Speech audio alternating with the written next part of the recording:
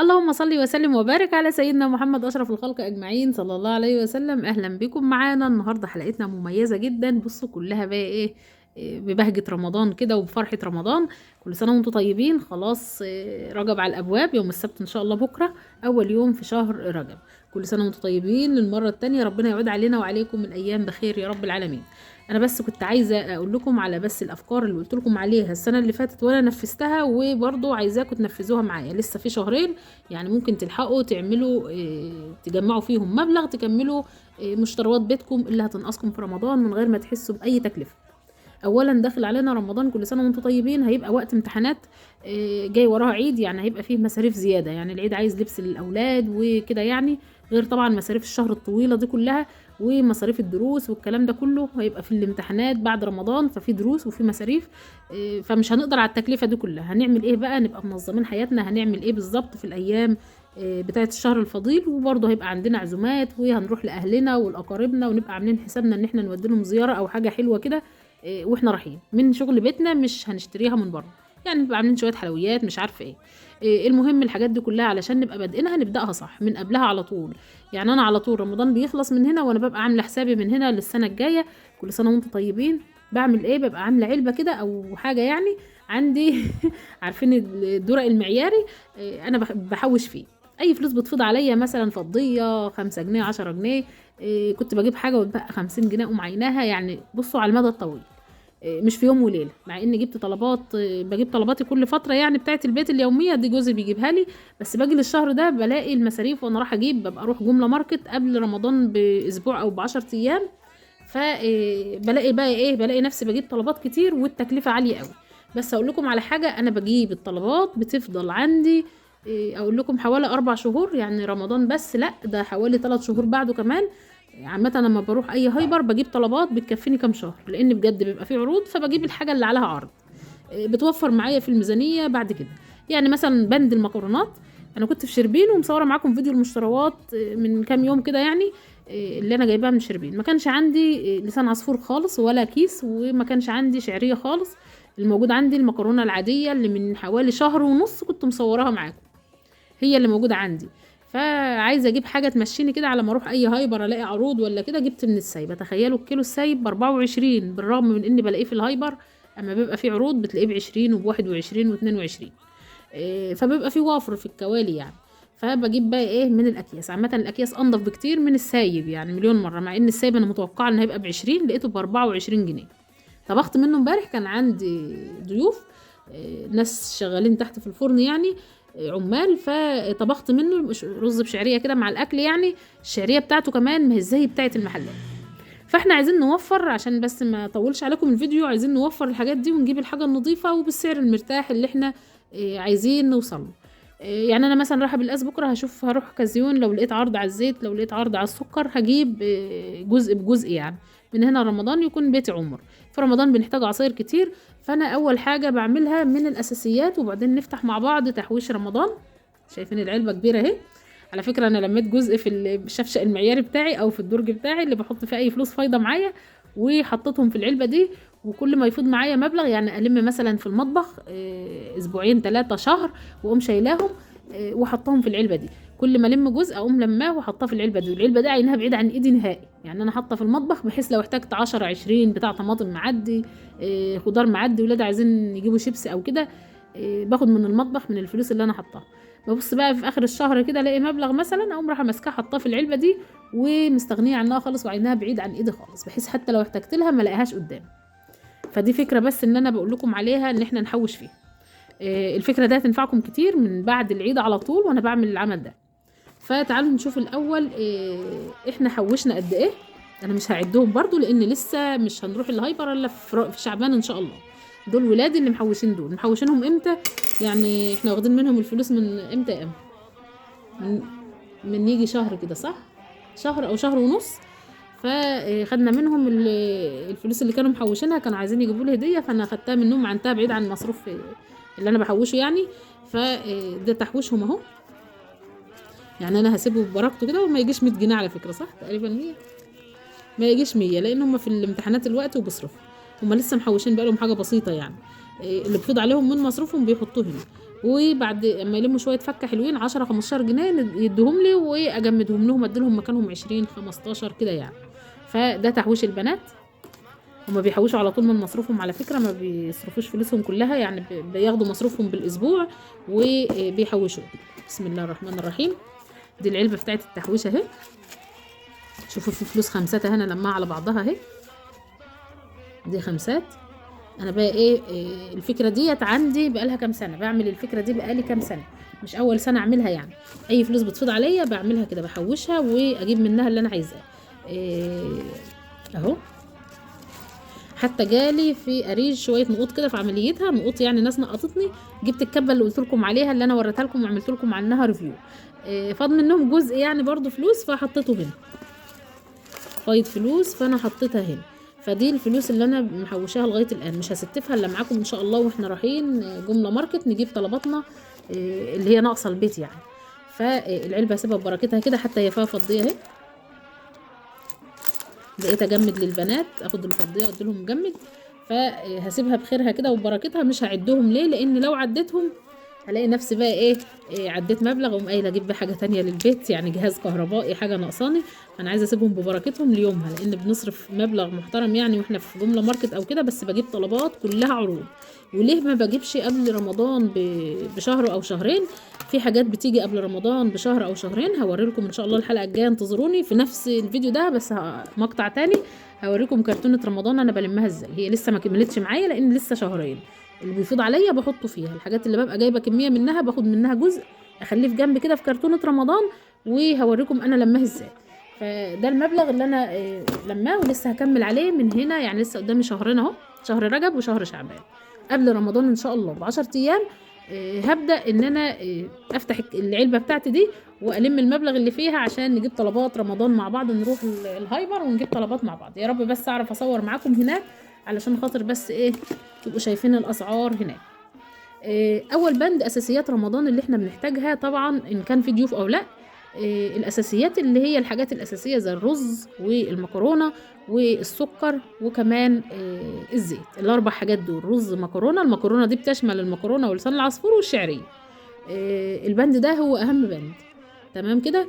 انا طبعا في جزء عيناه من المكرونه يعني فايض عندي، كنت مرة ما انا اشتريت معاكم طرد واشتريت معاكم الشكاره اللي هي ال10 كيلو، بستخدم من اللي هي ال10 كيلو وعين الطرد هاخد منه عينه منه كام جزء كده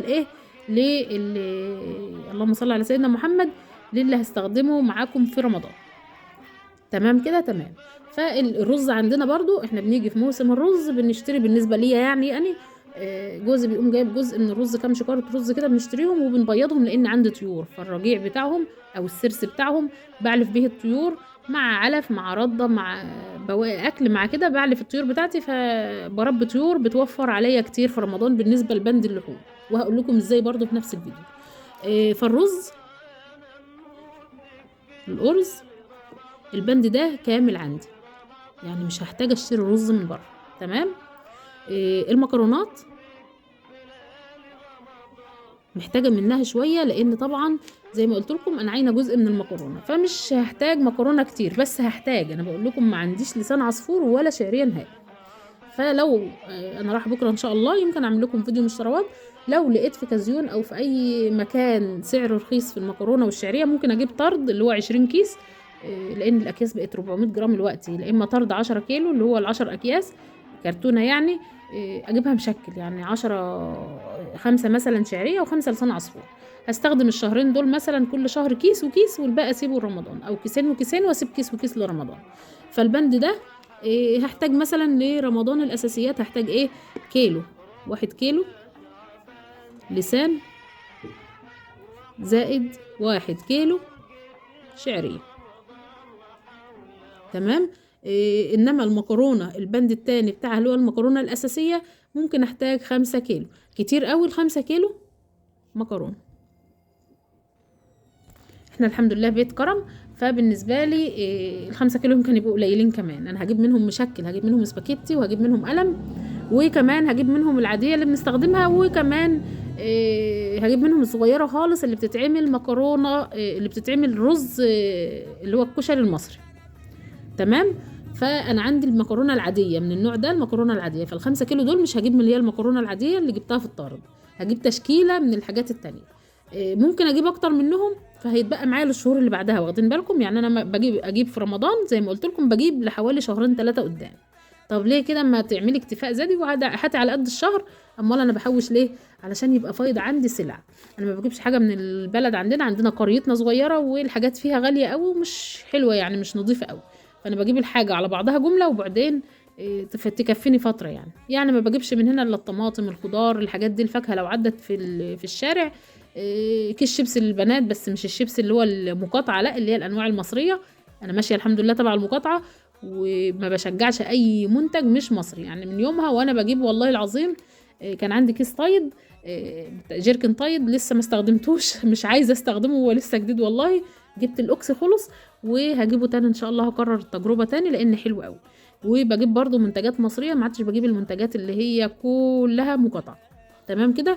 كده الاساسيات بتاعه الرز والمكرونه خلصت. طب معانا بند ايه تاني غير الرز والمكرونه؟ الزيت. انا عاينه ازازه زيت، ازازه زيت. هوريكم الوقت الكرتون.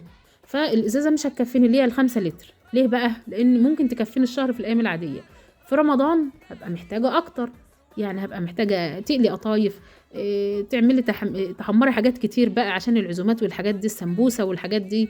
هتعملي للسحور بطاطس مقليه لو عندك اولادك وكده يعني. انما لو العيله صغيره، احنا ما شاء الله 6 افراد، فبنستخدم بقى زيت كتير في الشهر ده.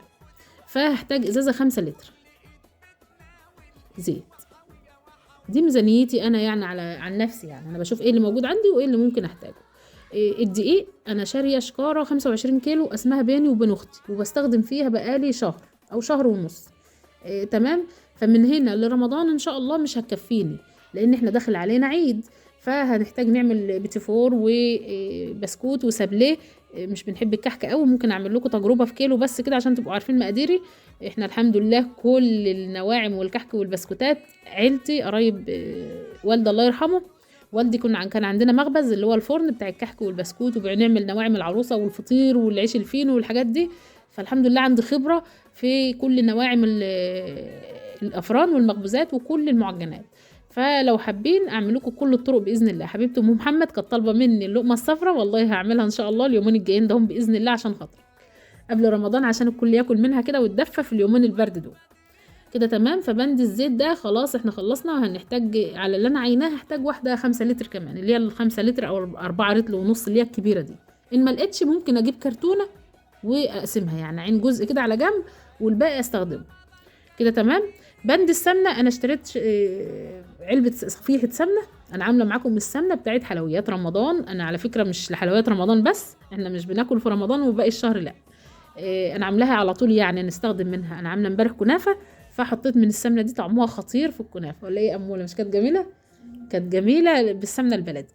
السمنه الزبده البلدي اللي حولناها ل6 كيلو وعملناها بطريقه سهله قوي. الفيديو اللي فات تقريبا في تجهيزات رمضان، جهزت شويه تفريزات كده كانت موجوده عندي في التلاجة ووفرت عليا وما كلفتنيش ولا جنيه، كانت حاجات موجوده عندي في البيت يعني الحمد لله. فبالنسبه لي التجهيزات دي بتوفر عليا ان ابقى في رمضان الواحد يقوم كده يتعبد، يصلي الفجر ويقعد يقرا شويه قران وينام براحته ويصحى براحته، يلاقي الحاجه في الفريزر جاهزه، يطلع يطبخ لو عنده عزومه ما يحسش بأرق وتعب. فبالنسبه لي انا في رمضان ببقى يعني مرتاحه شويه، لان الحمد لله ببقى عامله حسابي قبلها. حتى لو عندي عزومه ل50 شخص الحمد لله بفضل الله يعني اقدر ان انا اعملها لوحدي باذن الله يعني. كده بند الزيت خلص. يبقى لسه بند السكر هو اللي عندي منه كميه تكفيني لغايه رمضان. ما عنديش لرمضان خالص، انا عاينه جزء كده في جنب. انا اولا ماليش تموين، عيلتي يعني ملناش تموين، فبشتري الزيت والسكر زي اي حد. ما عنديش تموين ان انا يجي لي زيت ويجي لي سكر واوفر منه، لا، كل حاجه بشتريها. فبالنسبه للسكر اهو، السكر بنحتاج كتير جدا. انا بروح بقى بنروح لعماتي وبنروح لقرايبنا وبنروح لحبايبنا، فببقى عامله حلويات. حتى بروح للعطار بجيب صينيه بسبوسه، وبروح للكنفاني اجيب جلاش وكنافه وعينهم في الفريزر يبقوا جاهزين عندي للطرقات اللي زي دي، يعني في رمضان يعني اعمل الحاجات دي الحلويات يعني. فغير طبعا العصاير ده بند لوحده عايزه لك كل يوم اكتر من ربع، يعني هو كيلو السكر ل3 مرات عصير، سبحان الله. فبالنسبه لي عايزه بند سكر، عايزه اقل حاجه 10 كيلو، مش هيكفوا كمان. ماشي، 10 كيلو سكر، ده بند السكر. ايه الطرد 20؟ هو انا لو لقيت رخيص في كازيون بكره بيقولوا ب27، انا شاريه الطرد من سعر 950 تقريبا بحاجه و40 جنيه الكيلو، الكيلو بحاجه و40 جنيه، فكان غالي جدا يعني. الاكياس اللي بتضاف على التموين ب27 ما ينفعش ناخد منها لان احنا ملناش تموين عامه.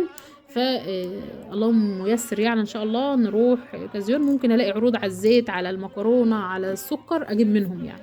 انا رايحه عشان اشوف في عروض ولا لا. كل ما هسافر حته هروح كازيون، هروح اي جمله ماركت او كده اجيب منها، وكارفور الحمد لله ما عندناش بنروح.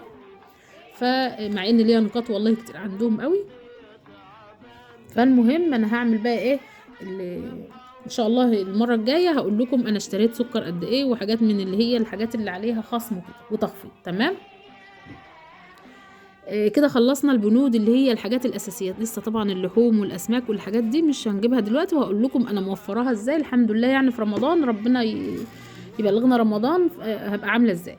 فالاهم حاجه عندي الاساسيات دي قبل اللحوم وقبل اي حاجه، دي لازم يبقى البيت عمران منها، موجوده في كل بيت، بحيث ان انت تستخدمي تلاقي خير عندك. جالك عزومه فجاه، جوزك فوجئت لقيته بيقول لك اعملي حسابك الصبح عندنا عزومه، جاي لنا كام واحد او كام عيله او كذا، تبقى انت جاهزه لاي طرف كده. تمام. نخلص البند ده ندخل على العصاير. العصاير احنا عملنا ايه في العصاير؟ اولا الحمد لله والشكر لله انا مش هشتري صوبيا السنه دي خالص. انا السنه اللي فاتت كان في عروض في فتح الله، جبت من هناك تقريبا اللهم صل على سيدنا محمد، علبتين صوبيا، العلبه كيلو، العلب اللي هي الكيلو اللي هي بتاعت البرطمانات دي فيها كيسين، كل كيس نص كيلو، فاستخدمت كيس علبه يعني كيلو، واتبقى عندي كيلو، فمش هجيب صوبيا خالص. فموضوع الصوبيا خلص عندي. طبعا عندي اللهم صل على سيدنا محمد كنت جايبه قمر الدين تقريبا 3 أو 4، جايبه جوافه وفراوله والقمر الدين العادي اللي هو المشمش. فانا استخدمت منه تقريبا 2، عملتهم خشاف وعملتهم عصير. فطبعا انا هستخدم ايه بقى دلوقتي؟ مش هجيب قمر الدين، ممكن الاقي قمر الدين مثلا حاجه مثلا نوع غريب او كده، ممكن اجيب كيس، انما مش اكتر من كيس كده. تمام. يبقى بند قمر الدين كمان خلاص مش موجود. طيب هعمل ايه تاني؟ انا عندي مثلا ما عنديش تمر، التمر بيبقى فايض عندي بعد رمضان، بس احنا في الطبيعي يعني بحب نفطر الصبح تمر، كل واحد حبايه او 2، وجوزي بعمل له خلطه كده بالتمر واحيانا بالتين، اللي هو التين المجفف، التينيه يعني، وبحط له عليها زيت زيتون وحبه البركه وسمسم وكده. فالتمر بالنسبه لي عندنا انا محتاجه تمر، انا محتاجه تمر. الحمد لله المانجا موجودة عندي، كنا في الصيف اشتريت مانجا وخزنتها في الفريزر ان شاء الله لرمضان وغير رمضان، يعني لما بيجيلي ضيوف بستخدمه، احنا مش كل يوم هنعمل مانجا، بس عامله حسابي ان في جزء كده ما جيش يمه خالص يعني يفضل لرمضان. فالحمد لله عصير المانجا موجود. الفراوله انا عملت كيسين، الفراوله لسه غاليه قوي قوي يعني، كنت جايباها ب30 جنيه. عملت كيسين، عملت 4 اكياس، استخدمنا 2 وفي 2، فانا ناويه اسيبهم ان شاء الله لرمضان. تمام كده. طبعا عندي حوالي في فوق لسه جوافه يا امان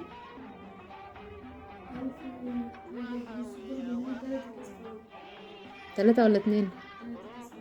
يبقى كده العصاير الطازه كلها مش هنشتريها، يعني مش هشتري فاكهه للعصاير. حتى في تفريزات رمضان مش هحط معاكم بند العصاير خالص. تمام. عندي السوبيا الحمد لله.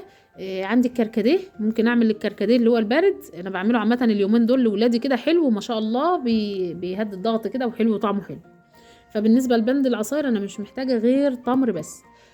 طيب والخشاف بتاع رمضان انا عندي شويه قراصية وعندي شويه مشمشيه، ممكن وعندي كام فص واحده تين كده، ممكن اجيب بس عينات صغيره كده بس اكمل اللي عندي، اكمل الكميه اللي عندي، يعني اجيب اطباق صغنونه كده في دخله رمضان يعني. فمش هيبقى بند اساسي بالنسبه لي زي التمر. تمام. انا بالنسبه لي كده يعني التمر، الخروب بقى، الدوم، الحاجات دي انا بجد يعني السنه بقى لي سنتين ما جبتهاش، انا جبتها مره ما كانتش ظابطه معايا، فنويت ان شاء الله اجيبها من مكان موثوق فيه، ممكن اجيبها من جمله ماركت، حاجات بسيطه. فبالنسبه لي البند الاساسي هو التمر، هو اللي لسه هيجي تمر بس. تمام. نيجي بقى للحوم والاسماك. البند ده بالنسبه لي الاسماك كده كده بتيجي طازه، يعني مش هفرزها. تمام. انما بند اللحوم اللي هو الفراخ واللحوم ومفروم، الثلاث بنود دول، اللحوم والفراخ والمفروم. طب اللحوم بالنسبه لي يعني لو عملت جبت 2 كيلو لحمه بس طازه كده في رمضان ممكن يكفونا عن نفسي كعيله يعني. طب ازاي واحنا 6 افراد والشهر طويل؟ هقول لكم ازاي. انا الحمد لله بربي تربيه فراخ، ان شاء الله كام يوم كده هعمل لكم فيديوهات فظيعه عن الفراخ. هنقسم من الفرخه اجزاء كتير جدا، هعمل منها ناجتس، وهعمل لكم منها ستريبس، وهعمل لكم منها بانيه، وهعمل لكم منها شيش طاووق، هعمل لكم منها بصوا جميع الاشكال اللي تتخيلوها، هتبقى وجبات موفره. وانا بحب اعمل كميه من الحاجات دي عشان تفضل معايا رمضان. انا اولا عملت ناجتس وفاضل معايا لسه فوق علبه ونص تقريبا، اقل من نص بحاجه بسيطه، دي هستخدمها الشهرين دول يعني رجب وشعبان ان شاء الله. انا الحمد لله بصوم بقالي شهرين، اثنين وخميس، وربنا يكملنا انا وبناتي نكمل رجب وشعبان باذن الله. فطبعا قمت رايحه بند الفراخ انا بالنسبه لي هعمل الوراك لوحدها اللي هي الدبابيس، وباقي الورك برضو لوحده، وبلم بقى الحوايج الكبد والقوانص لوحدها، وبعمل بقى اشكال حلوه قوي منها. فتربيه الفراخ اللي عندي هتكفيني. طيب ما احنا لسه داخل علينا شهرين وانت رايحه تذبحي قريب. الفراخ انا بفرزها بطريقه كويسه وبتبلها بتتبيله كويسه وبتفضل معايا تعيش. هسيب فرختين 3 كده اللي هم اصغر فراخ اللي بتفضل في اخر التربيه كده، هسيبها كامله عشان اتبلها كامله واشويها في الكيس الحراري. الاجنحه بلم بتاعه الفراخ كلها واعملها حلقه لوحدها او فيديو لوحده او فطار لوحده لو عندنا حد او ما عندناش، انا بعمله لنا احنا يعني. فبالنسبه لي الفراخ من الحاجات الموفره جدا. بند اللحوم زي ما قلت لكم كيلوين بس 3 يكفوا معايا والله قوي يعني بجد يعني، لان ولادي ما لهمش في اللحوم قوي زي الفراخ. وبند الاسماك بيجي طازه. طب المفروم، اللحمه المفرومه انا ممكن استخدم 5 كيلو مفروم او 6 كيلو. ليه بقى؟ انا هعملهم من دلوقتي ان شاء الله. يعني انا عندي تقريبا 2 كيلو، هجيب حوالي 2 او 3 كيلو عليهم، واعمل شويه تشكيله منهم برضو. هعمل لكم بفتيك كذاب، وهعمل لكم شويه وصفات حلوه، وهعصق شويه لحمه محترمين علشان خاطر اعمل باللحمه المفرومه دي، اعمل منها السمبوسه، واجهزها بقى في الفريزر كده في علب صغيره عشان اما اجي اعمل بشاميل يبقى جاهزه ومتعصجه معايا، اجي اعمل رقاق، اجي اعمل جلاش باللحمه، اجي اعمل لازانيا، اجي اعمل اي حاجه تبقى جاهزه معايا. الحواوشي مش بتحط له لحمه متعصجه، بتحط له لحمه نيه بس بتتقلب مع خضار. تمام. وفي رمضان ما ينفعش نفطر حواوشي كده. المهم خلصنا بند المفروم، لسه هنعمل منه اصناف كتير وكفت كتير. فالبند ده هينفعنا في العزومات. ليه؟ انا بقى عندي برضو مربيه بط ان شاء الله يا رب يلحق رمضان، يعني لما يبقى عندي عزومه حلوه كده، طب انا مش هكلف، مش هشتري لحمه 2 كيلو بس هيكفوني، هيكفوني ان شاء الله. وهبداهم معاكم في اول الشهر ان شاء الله، هشتريهم وهقسمهم، وكل يوم هتشوفوني بنفطر هصور معاكم كل يوم حلقه الفطار، حتى لو اكل بايت هعرفكم بالظبط بيكفوني ازاي. اولا انا لو مثلا عندي عزومه هعمل هبقى عامله مثلا ناجتس، هبقى عامله مثلا سمبوسه محمره، هبقى عامله لا رقاق لا بشاميل، كل دي اصناف من اللي احنا عاملينها من المفروم ومن الفراخ. تمام. هبقى عامله كفته مثلا من اللي هي المفروم، ما انا هعملها كفت موفره كلها كده. عندي السفره اتملت وانا لسه ما عملتش الوجبه الاساسيه اللي هي البطايه او الفرخايه او كذا. هيبقى عندي البط اللي هعينه في الفريزر، هطلع بطايه كده اشويها واتبلها بالبرتقال وبالحاجات دي كلها وبالصوصات، هتبقى جميله وتبقى حلوه قوي قوي في وسط السفره كده مع الاصناف اللي احنا عاملينها دي. لا لازمنا بقى لحمه ولا لازمنا حاجه، فاحنا عايزين نجيب كل اللي نفسنا فيه وفي نفس الوقت تبقى حاجات موفره. فاحنا البند ده كله مش هنستخدم فيه الا 2 كيلو، والمفروم هنجيب حوالي 3 كيلو على اللي موجود عندي هعملهم ان شاء الله.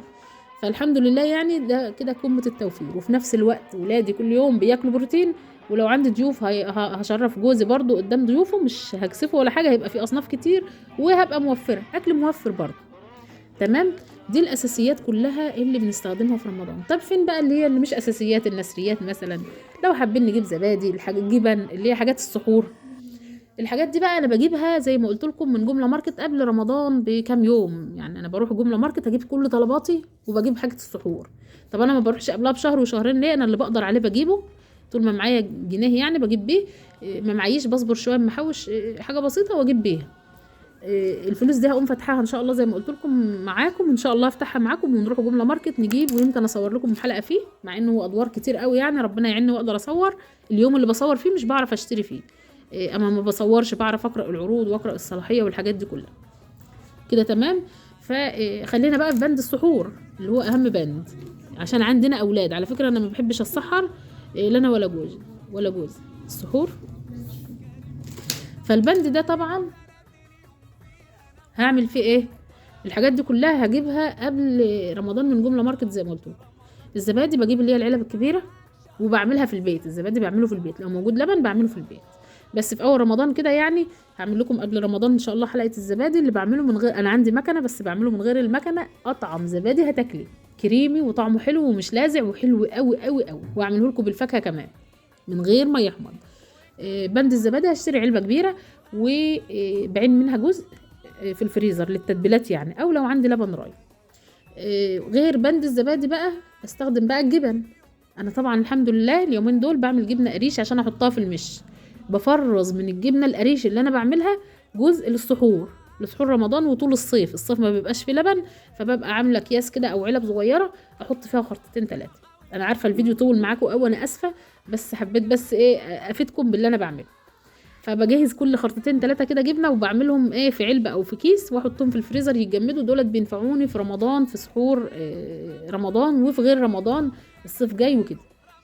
طيب خلصت بند الجبن، وطبعا هشتري لهم كام نوع جبنه كده. بنتي بتحب الجبنه اللي هي بالطماطم، هجيب لهم اللي هي الجبن اللي هي الاصليه اللي باللبن، لان اكتشفت ان الجبن التانية اللي هي في اللي بحاجه و30 دي كلها دهون نباتيه، فغلط جدا على صحه ولادي وعلى صحه الناس كلها عامه. فبطلت ان شاء الله هبطل اجيبها. وعندنا بند تاني اللي هو طبعا عايزين لانشون، عايزين مش عارفه ايه. البيض الحمد لله موجود. اللانشون ان شاء الله هجيب لهم قالب او 2 من جمله ماركت وبس، مش هجيب اكتر من كده، هيخلصوا خلاص لان مش بكرره كتير يعني. اللانشون برضو التونه بيبقى فيه في جمله ماركت او فتح الله يعني عروض، بيبقى 4 على بعض كده عروض، اللي هي من روز جاردن دي شركه تبعهم يعني، منتجاتهم هم في حاجات مصريه 100%. اللهم صل على سيدنا محمد. الكاتشب انا كده كده كنت جايبه معاكم في المشتروات اللي هو الجيركن ال 4 كيلو، ما صورت معاكم المشتروات، هيكفيني بعد رمضان وهوريكم الجيركن بعدها يعني بعد رمضان يا رب، بس ذكرني يا رب ان انا اوريه لكم. دي الطلبات اللي انا بقول لكم عليها. بدأنا نحوش طبعا اللي زي حالتنا مثلا، احنا لسه ما بدأناش تحويش. طب نعمل ايه؟ لسه قدامنا رجب وشعبان. اللي تقدر عليه لو جنيه يعني، في هنا فضيه من ولادي ومن مني برضو. لو جنيه حطيه، نص حطيه، 5 جنيه حطيها، اي حاجه تفض معاكي حطيها في العلبه كده، في علبه بعيد عن ايدك خالص. هتلاقي نفسك عملتي قرش كويس. قبل رمضان بكام يوم انزلي، حتى لو هتجيبي الفطار، جوزك مثلا هيجيب لك الاساسيات، هات انت فطار السحور، الحاجات بتاعه السحور هي على فكره بتكلف برضو، مش رخيصه. ففي ظل الغلا ربنا يعيننا واياكم يا رب. انا ببقى معايا الاجنده دي، هي كانت اضخم من كده، شوفوا حجمها صغير خالص اهي، كانت اكبر من كده. انا بعمل ايه بقى في دي؟ انا رايحه مثلا المنصوره او رايحه جمله ماركت او رايحه شربين او رايحه بالقاس، بكتب الطلبات اللي انا عايزاها كلها هنا وهنا. خلصت جبت طلباتي بقطع الورقه وارميها. بس انا باخدها معايا ليه؟ عشان ممكن في بند ابقى ناسياه يعني. انا مثلا كاتبه حاجه انا كان ممكن انساها خالص، ما تبقاش في دماغي خالص. فبشوف اللي انا عايزاه كله اكتبه، واللي انا اجيبه اعلم عليه، اللي انا اجيبه اعلم عليه لغايه اما كل الطلبات انا جبتها اعلم عليها. انا ناقصني بس اللي هو الكورن فليكس يا رب الاقيه بكره في القاس عشان اما اعمل معاكم الناجتس والبانيه اللهم صل على سيدنا محمد والستريبس. فهو ده اللي لسه ناقصني. فده الاساسيات كلها اهي، دي الاساسيات اللي احنا هنستخدمها في رمضان. دي بالنسبه لي انا، انما بالنسبه لكم هي كلها اساسيات بس انا كتبت الحاجات اللي بالنسبه لي هجيبها يعني. الحاجات اللي هجيبها الورقه دي هحافظ عليها لغايه المكرونه الساده زي ما قلت لكم عندي العاديه، بس لسه ال5 دول هجيبهم مشكلين بين بقى المكرونه الاسباجيتي والقلم واللي هي الاشكال يعني، وبتاعه الكشر المصري اسمها مرمريه ولا ايه مش عارفه الحاجات دي كلها. فربنا يعيننا واياكم. لقيت اي عروض على الحاجات دي ان شاء الله في اي وقت هجيبها، لان العرض بيوفر علينا كتير قوي. انا سالت في الجمله الاسعار غاليه موت، غاليه جدا جدا جدا يعني. صفيحه السمنه اللي هي ال11 كيلو كانت ب 830، رحنا نجيبها لقناها ب 925 يعني، زادت 100 جنيه 95 جنيه في ساعتها، في يوم وليله. فربنا يعيننا يعني واياكم. انا جايباها ليه؟ جايباها على القشطه اللي انا بلمها الشهرين دول مع من جبنه القريش، عشان اعملها باذن الله تعالى الحلويات بتاعه رمضان والعيد.